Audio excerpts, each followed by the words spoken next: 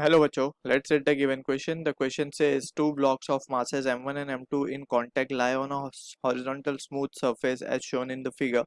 The blocks are pushed by force F. If the two blocks are always in contact, what is the force at their common interface? So यहाँ पे we can see कि एक block m1 है, एक block m2 है और उसके ऊपर फोर्स लग रही है. So हमें पता लगाना है कि वो force what is the force at their common interface. Basically ये एक्शन रिएक्शन फोर्सेस की बात हो रही है. सो यहाँ पे हम समझते हैं एक्शन रिएक्शन फोर्सेस एक्चुअली आ कैसे रही हैं. So that is the important thing over here to understand. हमेशा जब भी कोई बॉडी, लेट से दो बॉडी कॉन्टेक्ट्स में है, लेट से एक ये बॉडी है और दूसरी बॉडी ये है, ठीक है, ये m1 m2 है. ये जब तक कांटेक्ट में रहेंगी, जब तक इनके बीच में जो फोर्सेस लग रही हैं वो बैलेंस रहे. ठीक है, यानी कि बोलने का मतलब ये है कि अगर हम इनकी एफबीडी ड्रॉ करें, जैसे मैं m1 की एफबीडी ड्रॉ करता हूँ, ठीक है, तो इस पर लेट से जो रिएक्शन फोर्स आ रही है, reaction force force from m2, अगर लेट सपोज करते हैं कि हम इस पे एक फोर्स लग रही है बाहर से, कैपिटल F, ठीक है, उसका फोर्स का डायरेक्शन तो यहाँ पे आएगा. ठीक, और इस फोर्स की वजह से अब ये m1 क्या करेगा, m1 m2 पे एक फोर्स एक्सर्ट करेगा, तो m2 एक नॉर्मल रिएक्शन इसे एक्सर्ट करेगा. ठीक है, सो ये इसे हम कहते हैं force on one due to two. ठीक, और वैसे ही m2 के ऊपर m1 एक फोर्स एक्सर्ट करेगा, that is f on two due to one. ठीक है, और ये हमेशा दोनों इक्वल एंड अपोजिट होंगे, तो इन्हें ही हम एक्शन रिएक्शन पेयर्स कहते हैं. ठीक है, ये हमेशा इक्वल एंड अपोजिट होंगे. सो ये चीज हमें याद रखनी है. This are forming actions and reaction pair. Action reaction pair हमेशा सेम नेचर की फोर्सेस ही क्रिएट करती हैं, सो ये बात हमें ध्यान रखनी होगी. न्यूटन का थर्ड लॉ भी यही कहता है.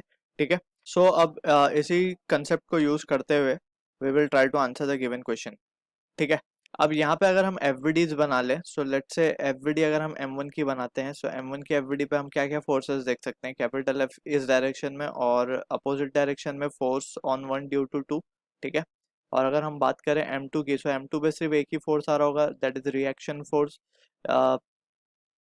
या हम इसे एक्शन फोर्स मान लें. ठीक है, तो ये होगा F21, that is force on two due to one. ठीक, अब यहाँ पे हमें ये पता है कि रिलेशन वैलिड है यहाँ पे, क्योंकि they are action and reaction pairs. ठीक, अब यहाँ पे अगर हम दोनों में से हमें फाइंड क्या करना है, basically we are interested in finding the this force only, that is F12 या F21 को ही फाइंड करना है हमें. अब यहाँ पे अगर हम ध्यान से देखें, तो ये जो फोर्स, इसको हम ड्राइविंग फोर्स कह रहे हैं, इसकी वजह से ये दोनों ब्लॉक्स मोशन में आने वाले हैं. ठीक है, तो हम एक्सेलरेशन को डायरेक्ट भी निकाल सकते हैं by using the formula, that is F net, या फिर हम ऐसा लिख सकते हैं कि जो एक्सेलरेशन होगा सिस्टम का, सिस्टम मान लेते हैं हम, पूरे दोनों ब्लॉक को क्या मान लेते हैं, एक सिस्टम. ठीक है, तो और ये सिस्टम टुगेदर कितने एक्सेलरेशन से चलेगा, लेट्स से कॉमन एक्सेलरेशन ए.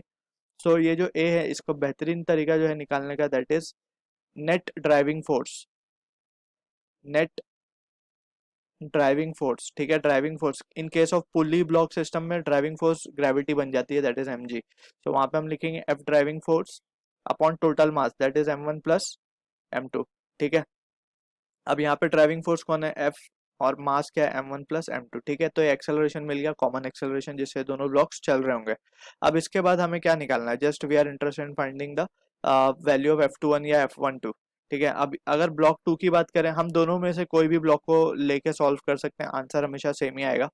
तो अगर हम लेट से इजी वे यही है कि m2 पे कम फोर्सेस लग रही हैं और it is moving with acceleration a, सो हम क्या कह सकते हैं, F21 को हम क्या लिख सकते हैं, mass into acceleration. So mass into acceleration क्या मिला हमें, एक्सेलरेशन मिला है f upon m1 plus m2. So this is the answer to the question.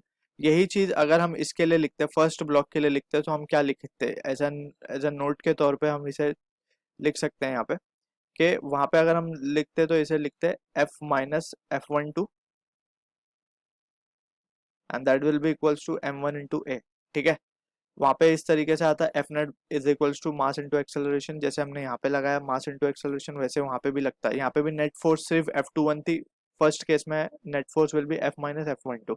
सो यहाँ पे भी सेम ही रिजल्ट आएगा, just we need to now substitute the value of F12 की वैल्यू, सॉरी F की वैल्यू जो हम सब्सटीट्यूट करेंगे कैपिटल F की, that is M1 plus M2 into A, तो यहाँ से भी हमें F12 की वैल्यू मिलेगी सेम.